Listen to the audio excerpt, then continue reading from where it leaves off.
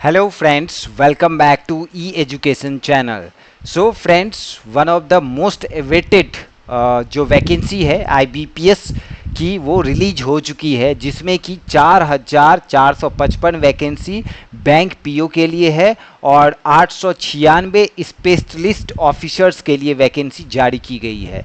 तो क्या selection process रहेगा, क्या एलिजिबिलिटी क्राइटेरिया रहेगा, लोकेशन क्या रहेगा और कौन कौन से बैंक में कितनी पीओ की वैकेंसी है, ये सारा कुछ इसमें दिया गया है। मैं आपको बहुत ही शॉर्ट में बताने जा रहा हूं, बट पूरी जानकारी आपको इसमें मिलेगा। सो चैनल को सब्सक्राइब कर लीजिए अगर आप नए हैं तो, right. So let's start it. First of all यहाँ पर देखिए पीओ के लिए vacancy provisionary officers, right, management trainee, right, दोनों में से जो कह लीजिए। तो इसकी वैकेंसी यहाँ पर रिलीज की गई है और फॉर्म फिलिंग स्टार्ट हो गया है इसका 1 अगस्त से लेके 21 अगस्त तक फॉर्म फिल कर सकते हैं, पेमेंट कर सकते हैं, राइट। और यहाँ पर जो आपका प्रीलिम्स एग्जाम है वो अक्टूबर 2024 में होगा।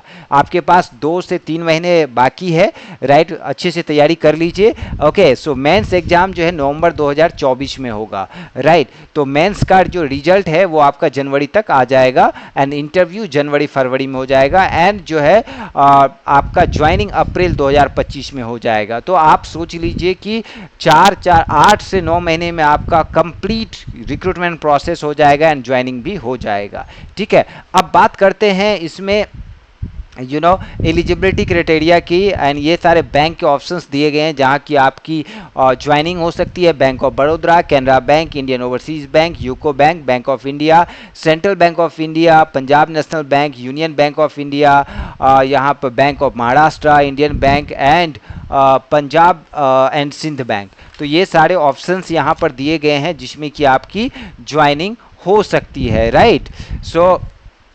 सो अब यहाँ पर देखेंगे गाइस एलिजिबिलिटी क्राइटेरिया। तो एलिजिबिलिटी क्राइटेरिया में यहाँ पर राइट एज दिया गया है 20 से 30, ठीक है। और जो SC ST से बिलोंग करते हैं 35 तक एज लिमिट दिया गया है। OBC के लिए 33 एज लिमिट दिया गया है। तो ये हो गया एज रिलैक्सेशन।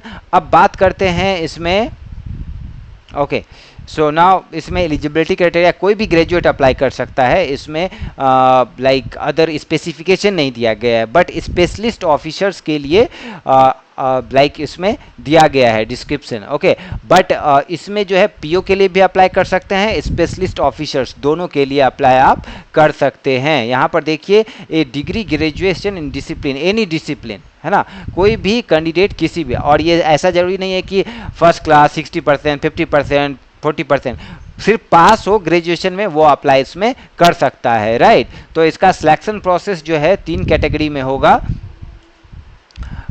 यहाँ पर कैटेगरी दिया गया है। पहले जो है CBT एग्जाम होगा, दूसरा एग्जाम जो होगा इसमें वो होगा मेंस एंड तीसरा इंटरव्यू। तो एप्लीकेशन फ़ी SC ST के लिए 175 है, 850 रुपया जनरल के लिए है। तो ये आपका एप्लीकेशन फ़ी हो गया। नाउ प्री एग्जाम जो होगा यहाँ पर आप देखेंगे तो इसमें 30 नंबर का जो है आपका इंग्लिश पूछा जाएगा, 30 मार्क्स का, राइट। मैं इंग्लिश का क्लास लेता हूँ, मेरा एक इंग्लिश का चैनल भी है और पेड क्लास भी होता है अलग से, राइट, फिजिकल क्लास। सो यहाँ पर देखिए क्वांटिटिव एप्टीट्यूड 35 क्वेश्चन 35 मार्क्स के, राइट, हिंदी इंग्लिश दोनों में रहेंगे। इसके लिए 20-20 मिनट मिलेंगे, राइट।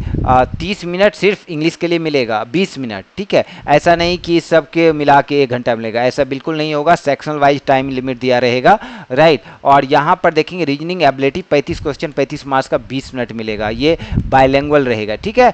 सो 100 नंबर का ये रहेगा, 1 घंटे में आपको सॉल्व करना है। उसके बाद सेकेंड एग्जाम जो मेंस होगा, reasoning and computer application 45 question रहेगा 60 मार्क्स के, इसको 1 घंटे में सॉल्व करना पड़ेगा, ठीक है। General economy banking awareness 40 question 40 marks का 35 मिनट मिलेंगे, ठीक है। इंग्लिश लैंग्वेज जो है यहाँ पर 35 क्वेश्चन 40 मार्क्स के रहेंगे, इंग्लिश 40 मिनट मिलेंगे। डेटा एनालिसिस एंड इंटरप्रेशन 35, इसमें जो है कितना रहेगा 35 क्वेश्चन 60 नंबर के, राइट। तो इसमें 45 जो है आपको मिनट मिलेंगे। तो 3 घंटे में आपको 135 क्वेश्चन 200 नंबर के सॉल्व करने पड़ेंगे, ठीक है। उसके बाद ऐसे एंड जो है लेटर राइटिंग रहेगा 2 क्वेश्चंस रहेंगे, एक लेटर राइटिंग, एक ऐसे राइटिंग, 25 मार्क्स के, आधा घंटा मिलेगा आपको, ठीक है। तो ये हो गया आपका यहाँ पर गाइस मेंस एग्जाम। जब मेंस आप क्वालिफाई कर लेंगे देन फिर आपका यहाँ पर इंटरव्यू होगा, राइट। सो ये ऑप्शंस है। नंबर ऑफ वैकेंसी इसमें 4,4,500 है एंड पैन इंडिया एग्जाम होगा, ओके। सो ये पैन इंडिया एग्जाम होगा। यहाँ पर दिया गया है किस बैंक में कितनी वैकेंसी है, ये पूरा दिया गया है डिस्क्रिप्शन, ये आप देख सकते हैं। बट इससे पहले आप देख लेते हैं स्पेशलिस्ट ऑफिसर्स के लिए। तो स्पेशलिस्ट ऑफिसर्स की वैकेंसी यहाँ पर आप देखेंगे गाइस, तो IT officers, agriculture field officer, राजभाषा अधिकारी, right, law officers, HR personal officer, marketing officer. तो इसमें सेम टाइमलाइन दिया गया है ना। तो सेम टाइमलाइन में आपका एग्जाम एंड ज्वाइनिंग होगा। अब यहाँ पर देखेंगे जैसे कि एचआर से है तो एचआर के लिए अलग एलिजिबिलिटी क्राइटेरिया है, आईटी के लिए अलग एलिजिबिलिटी क्राइटेरिया है, राइट। सभी के लिए अलग अलग इसमें एलिजिबिलिटी क्राइटेरिया दिया गया है। एज लाइन सभी का सेम रहेगा, ओके। सो इसमें एलिजिबिलिटी क्राइटेरिया की बात करें तो यहाँ पर दिया गया है, आप देख सकते हैं। तो जिसमें कि आपका लार्जली लाइक आईटी में कंप्यूटर साइंस एंड इंजीनियरिंग के कैंडिडेट और आईटी से रिलेटेड कैंडिडेट अप्लाई कर पाएंगे।